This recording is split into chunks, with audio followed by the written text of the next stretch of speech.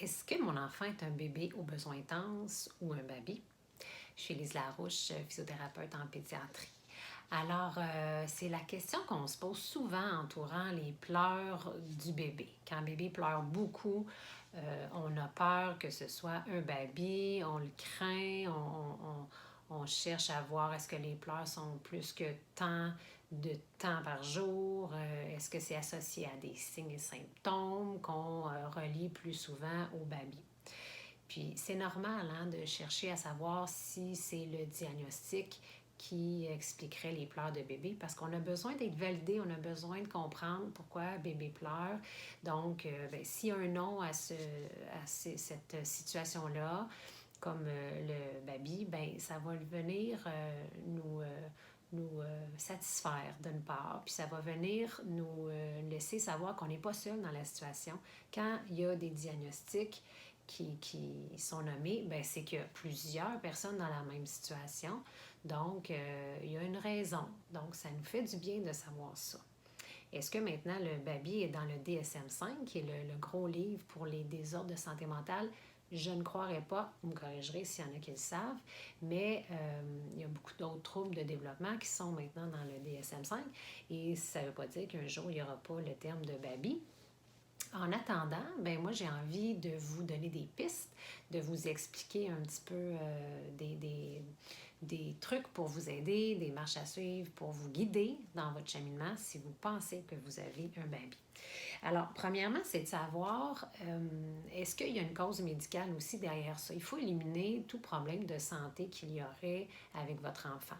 Puis je pense que quand on a tous des suivis avec nos médecins, je pense que la meilleure façon d'aller faire passer des tests ou d'aller voir des spécialistes quand on pense que c'est nécessaire, le médecin est là pour vous guider et éliminer des pistes de troubles de problèmes de santé. Et donc, si la cause est traitée, par exemple, si on pense qu'il y a une dysfonction au niveau du système digestif et qu'il y a une grande intolérance ou une grande allergie et que là, c'est traité, normalement, les pleurs vont s'estomper vraiment rapidement. D'ordre général, quand on travaille sur la cause, les signes et symptômes diminuent, voire s'éliminent, on a réglé le problème.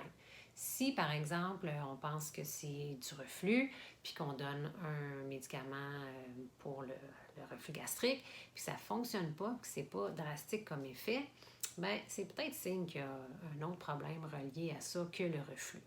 Donc voilà, vous consultez votre médecin qui va bien vous prendre en charge si vous lui dites qu'il y a des pleurs interminables.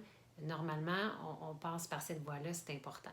Après ça, si votre bébé n'a pas de raison médicale, puis qu'il continue à pleurer, puis à avoir des irritabilités très, très fréquentes, que le sommeil, ça ne va pas, qu'un rien l'irrite, qu'un rien l'insécurise, que vous pouvez difficilement le déposer, vous séparer de lui, ou des fois, à la limite, à l'inverse, qui n'accepte pas vos bras, qui n'est jamais consolable, c'est fort possible que vous avez un bébé avec des besoins plus intenses. Une hypersensibilité aussi qui est envahissante. Parce que c'est bien d'être sensible, de sentir les choses, mais comme ils n'arrivent pas à gérer, leur système nerveux n'arrive pas à gérer les irritants, là, les émotions sont quintuplées. Alors, si vous voulez avoir les notions un peu plus neurologiques, je vous invite à visualiser ma capsule sur les babys, celle qu'on parle des pleurs, mais avec la vision un peu neurologique. Vous allez peut-être avoir des réponses à vos questions. Puis, sinon, c'est ça. Fait que si vous avez ce petit baby, c'est ça. Vous avez vraiment un enfant qui ressent beaucoup d'inconfort ou de l'irritabilité qui peut être, après ça, relié à divers sources. Ça peut être au niveau de l'environnement, ça peut être au niveau digestif. Ça n'empêche pas qu'un baby peut avoir du reflux, peut avoir des intolérances, peut avoir d'autres petites particularités au niveau de sa maturation digestive, la peau, le système visuel, des petites particularités. Et même aussi pour plus tard, on se fait souvent poser la question, est-ce que ça veut dire qu'il va avoir un trouble de développement, le trouble du spectre de l'autisme, l'enfant à haut potentiel? C'est sûr que ça n'élimine pas ça non plus. Parce que dites-vous que si le bébé pleure de cette façon-là, il y a des particularités dans son système nerveux qui maturent moins efficacement ou plus rapidement. C'est pas toujours négatif, là, ce qui est en train de se produire dans son système nerveux, évidemment. Donc, le résultat peut être avoir d'autres particularités dans ses apprentissages. Je crois que ce qui va faire une différence, ça va être la façon qu'on va accompagner l'enfant tout au long de ces premières années-là. Donc, si c'est le cas, qu'au niveau médical, vous êtes certain que tout va bien et que vous n'êtes pas mal sûr que vous avez un baby, bien, suivez votre feeling.